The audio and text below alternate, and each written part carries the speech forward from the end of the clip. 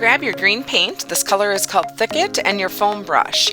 You're going to want to cover this whole 14-inch wood round with a nice even coat.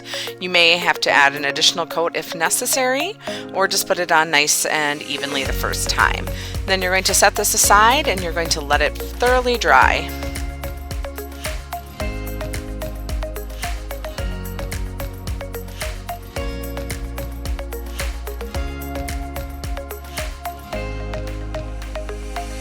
Next, you'll grab your other foam brush and your white chalk paint, and we're going to cover the winter wishes cutout.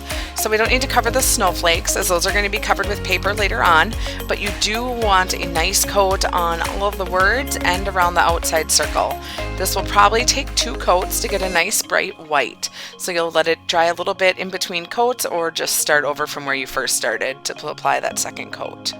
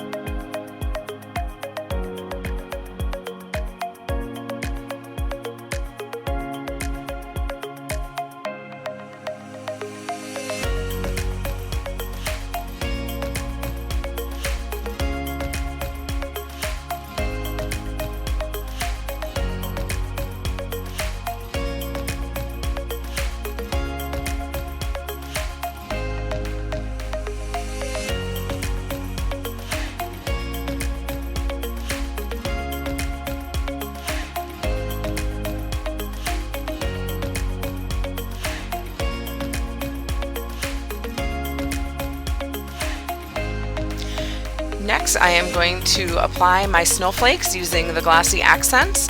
So there's one that fits every snowflake. A couple of them are the same and a couple of them are different. So you'll have to feel it out and see which ones go where. But you're just going to glue that on with our Glossy Accents and wait for that to dry.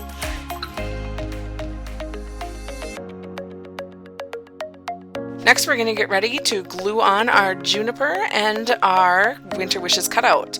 So we're going to heat up our hot glue gun. I'm just going to apply hot glue quickly around this outside rim and stick it on to the center of my wood round. Push it down firmly. Then on the upper left corner, I'm going to put 1 juniper branch going down and 1 juniper branch going up.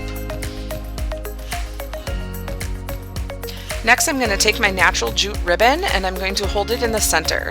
I'm going to make a loop to the left side and pinch it, and a loop to the right side and pinch it. Then I'm going to take my piece of twine and I'm going to tie a knot in the center to keep it secure. You can trim your extra jute off with your scissors, and then we are going to just take some hot glue, place it in the center on the back of the bow, and glue it right to where those 2 pieces of juniper meet. Then you can use your scissors to trim up the tails if they're a little bit too long, or if you like them how is, you are sure to leave them. And then you have your final project. You can put this in an easel and stand it up in your home, or you can apply a hanger to the back or a ribbon to the back to hang it.